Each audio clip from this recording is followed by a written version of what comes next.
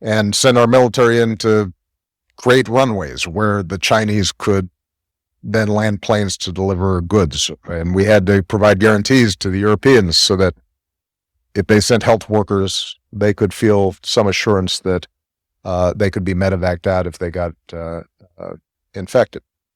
So I take great pride in what the United States can do, but if we're talking about climate change or global migration spurred on by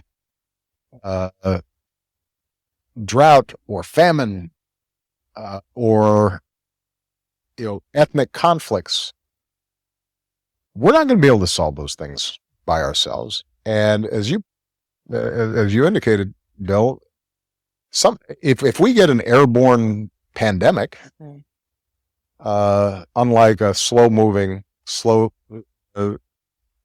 disease that's difficult to transmit like Ebola, if we haven't built ahead of time some structures to deal with this, millions of people could be adversely impacted. So number one, you have to start with the premise and believe that multilateral institutions and efforts are important. And you don't have to cede all your sovereignty, or it doesn't make you less patriotic to believe that. You just have to have some sense and read. So that's point number one. Point number two is that, in fact, there are problems with existing multilateral institutions. Not surprisingly, they were designed post-World War II for the most part, and they couldn't have anticipated everything that's happened. There is bureaucracy and inertia and resistance to reform.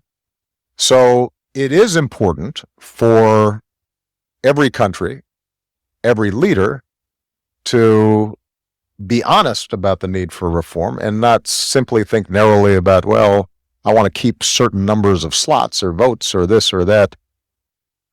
At least on many of the issues where there shouldn't be a big ideological controversy. Look, reforming the Security Council, that's something that goes to core geopolitical interests and is a huge, difficult, and perhaps unachievable goal anytime soon. On the other hand, making sure that the WHO works well and that we have a sufficient security trigger when a pandemic or something else happens, that is achievable. And it shouldn't be controversial. It's just a matter of digging in and getting the work done. When it comes to girls' education, there may be cultural resistance in some places to actually getting it done, but generally speaking, there aren't that many folks who will explicitly say, I'm sorry, we don't want to educate our girls and women. As a practical matter, you may see that in certain countries, but at the level of our multilateral institutions, there should be a broad consensus. And so what I would hope for is that we come up with concrete plans in those areas, oftentimes with respect to the Sustainable Development Goals, are areas where there is a consensus on at least the aims, if not always the means. And think about how can we improve delivery systems, how can we improve their operations on a day-to-day basis. But ultimately, the last point I would make, that requires leaders to feel as if it matters and is important. That in turn requires the public think that it matters and is important, because unfortunately, what you discover is that most politicians and elected leaders are followers and not leaders. They see what do their constituencies care about, and they respond. And one of the biggest challenges that we've had is that, and I speak most intimately about the United States, the general public responds with enormous generosity when they see a specific story of a child who's hungry, or somebody who's been stricken by, a flood. But when it comes to just a general knowledge or interest in development funding, not only do they not know much, but they oftentimes have a negative reaction because their view is, we've got a lot of needs here at home. Why are we sending money overseas? Sadly, it is one of the only areas where Democrats and Republicans agree in the United States is on foreign aid.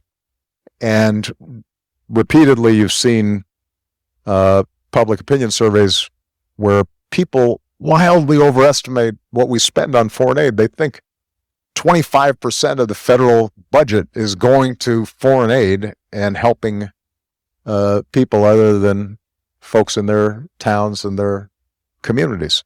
So the need for public education in the ways we talked about, that promote, that tell a good story, that point out that this is actually a bargain, that connect what we do with respect to development to security, not in a perfect correlation, but to say that, look, if you've got failed states, then generally some of that's going to spill over on us. If you have economies that are failing, ironically, if you are concerned about immigration and mass migration, it's really a good investment to make countries work so that people can eat. Because then it's not like they're dying to get on a dinghy and float across an ocean. If the country where they were born and they loved was functioning. So thinking about ways in which we describe this both as an economic imperative, a environmental imperative, a security imperative, the more we can influence public opinion, the more you'll see politicians respond. That doesn't mean that there is not an enormous role to play for NGOs, philanthropy, and so forth. But, and I've said this to both Bill and Melinda, even with the incredible generosity and enormous skill with which they've deployed their resources over the years, the U.S. budget's still bigger. Absolutely. A lot bigger. And a lot.